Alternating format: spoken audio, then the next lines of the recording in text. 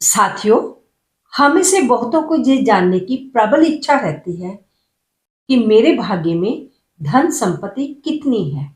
क्या मेरी कुंडली में स्वयं का घर खरीदने की कोई संभावना है? पिछली वीडियो में आप जान चुके हैं कि संपत्ति प्रॉपर्टी विश्लेषण करने के लिए कुंडली के चतुर्थ भाव का अध्ययन किया जाता है।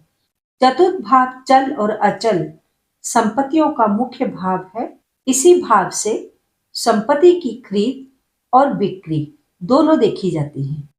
हम ये भी जान चुके हैं कि अचल संपत्ति तभी बन सकती है जब हमारे पास पर्याप्त मात्रा में धन संचित हो या फिर लगातार धन आने के साधन उपलब्ध हो।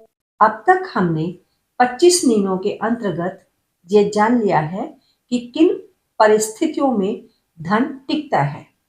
साथियों, मेरा नाम वीना कपिल है। ज्योतिष क्यूरी चैनल पर आपका हार्दिक स्वागत करती हूँ। अब तक धन संबंधी आप 25 नियम जान चुके हैं। आज आपको धन संबंधी कुछ रोचक जानकारी देने जा रही हूँ। साथियों, लगन कुंडली में यदि चंद्र शनि युति में हो या एक दूसरे पर पूर्ण दृष्टि से देख रहे हो तो विष दोष का निर्माण हो जाता है। किंतु मकान के संदर्भ में शनि का विशेष योगदान होता है। शुभ शनि जब कुंडली में एक्टिवेट होता है तब मकान निर्माण करवाता है। साथियों, ये रही मीन लगन की पत्रिका। इस पत्रिका में पंचमेश चंद्र ग्रह हैं जो कि अति शुभ ग्रह हैं और निरंतर धन का कारक भी है। यदि पंचमेश पंचम भाव में ही हो और शनि एकादश भाव में, तब भी व्यक्ति बहुत धनवान होगा। मेष लगन की पत्रिका में सूर्य पंचमेश होते हैं। यदि सूर्य पंचम भाव में ही हो तथा एकादश भाव में शनि चंद्र या फिर गुरु हो तो जातक अत्यधिक धनवान होगा। अब इस नियम को आप ठीक से समझें। एकादश भाव में बैठकर सभी ग्रह धन के लिए शुभ फल देते हैं, ये बात हम पूर्व भी जान चुके हैं। मेष लगन की पत्रिका में शनि लाभेश होते हैं। स्पष्ट है, लाभेश शुभ फल ही देंगे। इस कुंडली में यदि चंद्रमा हुए तो भी शुभ फल ही मिलेगा, क्योंकि इस लगन में चंद्र चौथे भाव अर्थात सुख भाव का स्वामी होगा, अर्थात मकान वाहन भूमि का कारक है। और यदि गुरु हुए तो इस कुंडली के लिए गुरु भाग्येश होकर शुभ फल देंगे और व्यक्ति को अत्यंत भाग्यशाली बना देंगे। वृषभ या कुंभ लगन में बुध पंचमेश होते हैं। यदि बुध पंचमेश होकर पंचम भाव में ही बैठे हों तथा गुरु की दृष्टि होने से व्यक्ति अत्यधिक धनवान होगा। यदि गुरु के साथ चंद्र मंगल भी हो तो भी यही प्रभाव होगा।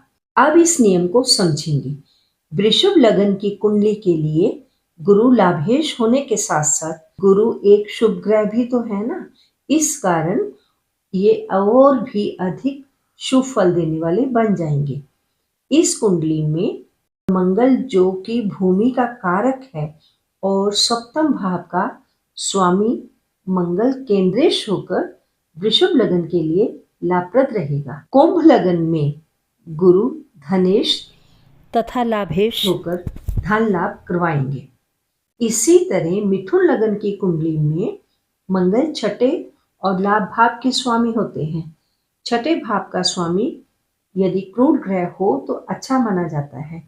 इस तरह मिथुन लगन में यदि पंचमेश शुक्र पंचम भाव में ही बैठे हों और लाभेश मंगल एकादश भाव में बैठकर शुक्र पर दृष्टि डालें तो भव्य मकान की प्राप्ति होगी।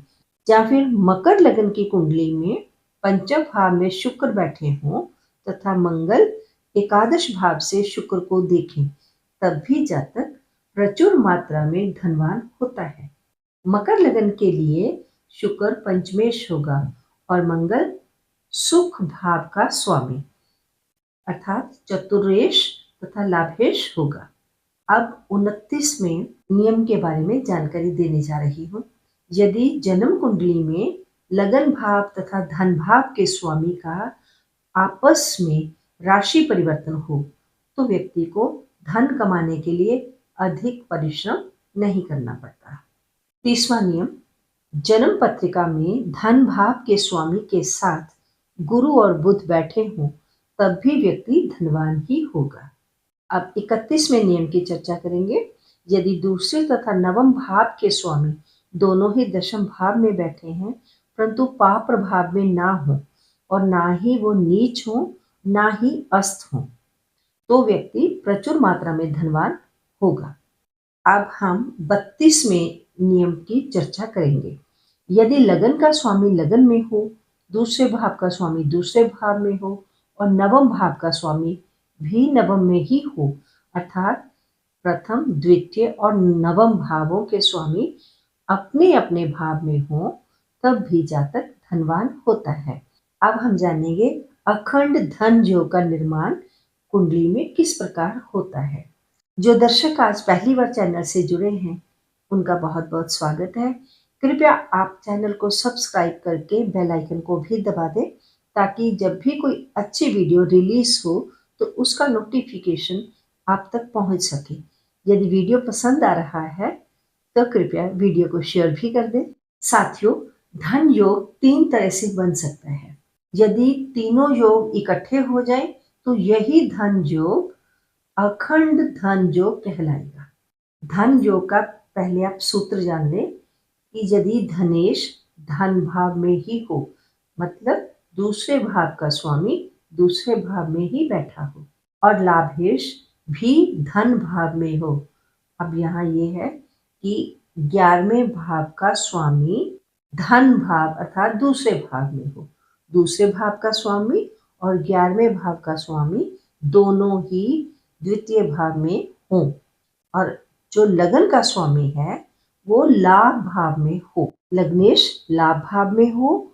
यदि ये तीनों सूत्र मान लो कुंडली में किसी की कुंडली में 1 है, किसी के 2 है, किसी के 3 है, यदि ये तीनों सूत्र अलग अलग हैं तो सामान्य धन योग होगा। किंतु यदि किसी भाग्यशाली इंसान की कुंडली में ये तीनों सूत्र इकट्ठे घटित हो रहे हों, अर्थात एक ही पत्रिका में घटित हो रहे हों, तब अखंड धन योग का निर्माण होगा। आपको एक ऐसा ही एक और सूत्र बताने जा रही हूँ। यदि सिंह लगन की कुंडली हो, उसके 11वें भाव में अर्थात एकादश भाव में मिथुन राशि आएगी। तो मिथुन राशि में यदि सूर्य और बुध, सूर्य अर्थात लग्नेश, बुध अर्थात लाभेश, लग्नेश और लाभेश यदि दोनों इकट्ठे होकर बुधादित्य योग का निर्माण करेंगे तब भी यही फल होगा, बल्कि तब व्यक्ति बहुत ही बुद्धिमान भी होगा, विद्वान भी होगा। किंतु कई बार जीवन में ये देखने में आता है इतने बड़े बड़े योग होने के बावजूद व्यक्ति भीख मांग रहा है ना विडम्बना। योग गलत नहीं है किंतु वो योग कहीं भंग तो नहीं हो रहे, ये भी तो देखना चाहिए ना कि योग तो है, दिखने में तो लग रहा है कि योग है किंतु उसका फल नहीं मिल रहा होता। अब हम जानेंगे कि कब ये योग पूर्ण फल नहीं देगा, जहाँ कब इस योग का लाभ जातक को नहीं मिलता। सबसे प्रथम आप देखिए कि भाग्येश नीच नहीं होना चाहिए। यदि भाग्येश ही नीच हो गया तो व्यक्ति का भाग्य भी खत्म। जो व्यक्ति भाग्यहीन है वो प्रचुर धन का स्वामी कैसे बन सकता है। अब ये भी देखिए कि जो योग बना रहे हैं वो ग्रह कहीं स्वयं ही तो नहीं मृत अवस्था में चले गए। यदि वो मृत अवस्था में हैं तो उनमें वो ताकत ही नहीं होगी कि वो योग का शुभ फल दे सके।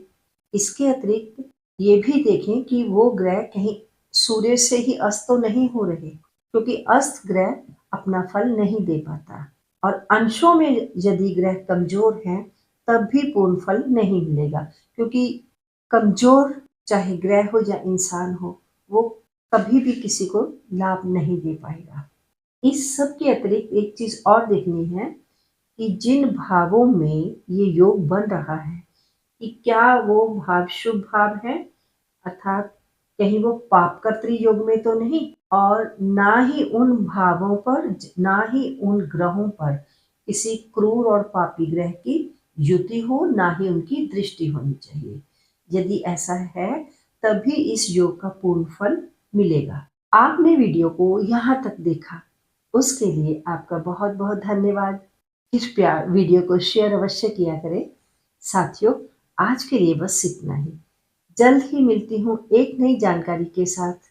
तब तक आप अपना ध्यान रखें, स्वस्थ रहें, मस्त रहें, खुश रहें। ओम नमः शिवाय।